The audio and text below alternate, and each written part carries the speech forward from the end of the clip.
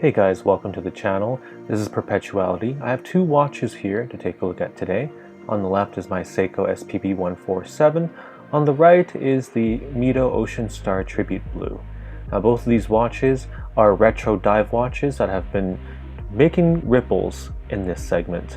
Now I chose both of these to review because they're very similar in price point at around $1,000 US.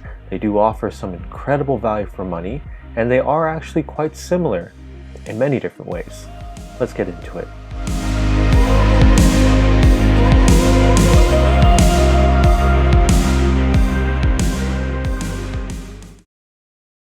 Now, with both watches here, starting with the Mido, the Ocean Star Tribute Blue has this wonderful blue, Caribbean blue dial, and it has 40.5 millimeters in diameter, lug width of 21 millimeters, lug length of 46.5 millimeters. The Seiko, in comparison, is 40.5 millimeters in diameter, just like the Mido, lug width of 20 millimeters, so it's a little bit more flexible, and lug width of 47.6 millimeters. Now, the Mido by itself does feature the Powermatic 80 movement, which has roughly 80 hours power reserve and 21,600 vibrations per hour. Accuracy is as good as 5 seconds per day as measured on the time grapher. Honestly, one of the most solid movements I've had experienced from the Swatch group in recent memory. Now, with that being said, dial execution is superb. You're getting squared off minute and hour hands with an orange second hands that's wrapping around that dial wonderfully. The indices are rectangular with the day and date at 3 o'clock, Mido at 12 o'clock, Ocean Star at 6 o'clock. Now, in contrast to that, the Seiko has gilt applied indices with squared off, more sword-like hands that are more pronounced, a seconds hand that is gold as well, and the dial itself is a beautiful sunburst brown color that has dual personality. You'll see what that looks like later on. The movement inside is actually the caliber 6R35 that is good for 70-hour power reserve and will beat at roughly 21,600 vibrations per hour, just like the Mido. Similarities are strong in both of these watches in the way that the movements have similar specifications. The overall case design of the Seiko is really quite wonderful. You see that there's drilled lug holes there, but at the top of that midsection of the case is a Zaratsu polished line. Now, Zaratsu polishing is done by Seiko by hand, and as you see, it's just ever so brilliant sitting up top there.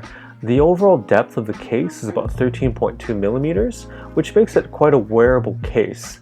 You'll notice that the actual case back is scalloped inwards, which helps kind of keep the thickness down. Overall, the Kanagawa wave is on the back there, which is a trademark of Seiko's dive watches, and the satinated mid-case to the radial finishing of the top lugs is done very well on this watch. The Mido, in comparison, is mostly high polished all across, and you'll see that from the side of the case, that high polished finishing is almost as good as Seiko's Zaratsu hand polishing. Now, do note here that the top of the lugs is also high polished, and the thickness is about 13.5 millimeters, so just a hair thicker than the Seiko. However, the difference here is that crown is signed as compared to the Seiko. The overall dimensions are quite similar, but I feel that the Mido wears a little bit nicer. And if you take a look at the case back here, it is featuring the Mido starfish with bead blasted and high polished finishing to complement it. The bracelet really is a strong suit of this watch. And take a look at this, guys. That's right, that is a dive extension. Pressing those two buttons right there will reveal the dive extension, and on the back you'll see the detents for it to latch onto. Now that is also bead blasted and very nicely done from Mido. The overall clasp and execution of the bracelet is supreme, with two buttons to activate it there, and on the other side of the clasp are the two buttons to close and open the whole entire assembly. Quite a beautiful touch. Now, a party piece from Mido is that you get these two canvas straps, turquoise blue in color, that do accompany the watch. I think that's a very nice touch. It is 21 millimeters, and it does feature a quick release pins as you see there.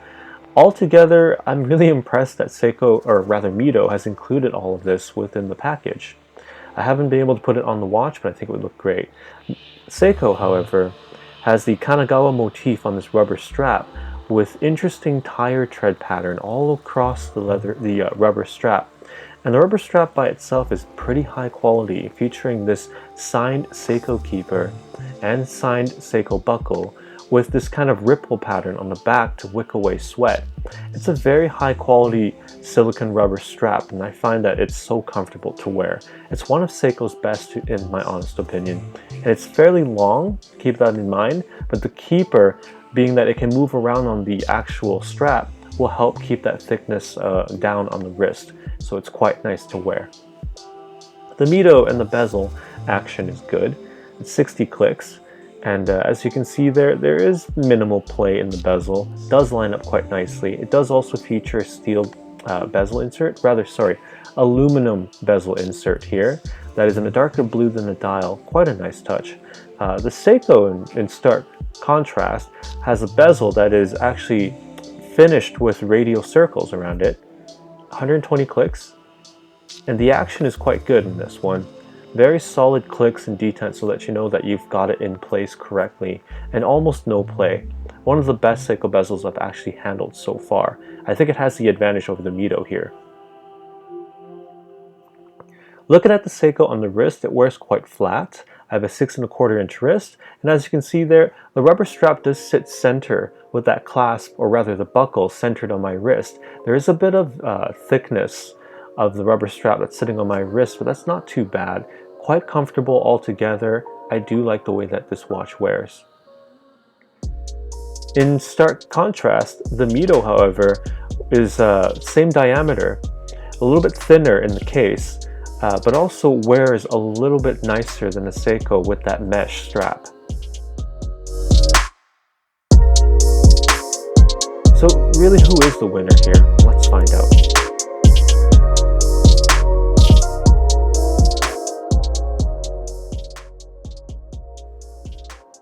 To make it very clear, both of these watches offer incredible value for money.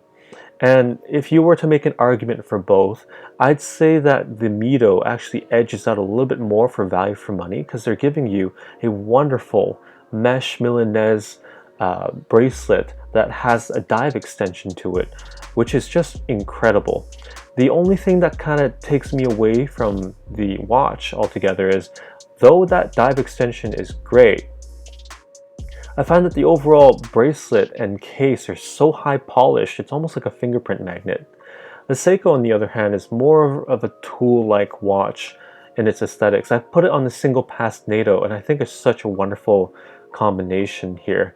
It looks really quite beautiful. The thing that holds the Seiko back, however, is the screw down crown is quite difficult to kind of catch the thread, and it's not signed like the Mido, so that's a bit of a letdown. It's not a big deal. The crown just takes some getting used to. The Mido, as I mentioned before, does have an aluminum insert, and it is a nice color. The watch is quite a bit of a fingerprint magnet, and that 21mm lug width is just bizarre. That's one of the things that would put me away from this watch. If you can get used to it, you would love this watch. Also, the sapphire crystal has this gray milky ring around it, and that's because of the distortion and the thickness. It is a box crystal that sits just above the bezel, so that attributes to that gray ring that you see around it. I'm not a fan of that. I personally enjoy the sapphire crystal on the Seiko a lot more. It sits flatter, and it kind of meets the bezel beautifully. So, funny enough to say, the Seiko is the watch that I took home with me. In that regard, what about the Loom? The Loom on the Seiko is quite good. This is Seiko's proprietary Lumibrite, and it does shine brilliantly. It is generously applied, and I've noticed that the indices have a gloss to it. So this is a new method that Seiko has employed on the Lumibrite material. Quite good, I'd have to say. And on the other hand, sorry guys, I don't have a footage of the Mido here. I ran out of battery life, but I'll show you here. This is the the Ocean Star Tribute Blue and the Loom. Thank you to Noman Watches here. I'll show you the website right here just to give you an idea of what the Loom looks like. It is super luminova and it's not the brightest. I feel like the Loom material is a bit lacking on the dial. I was a little bit disappointed in the Loom, to be honest with you. And if I had to make a true comparison to Loom, the Mido does lose out. Anyways guys, on that note, thank you so much for watching. If you liked the content today, please consider subscribing and click on that notification bell and like the video if you like the video. And I will definitely catch you in the next one.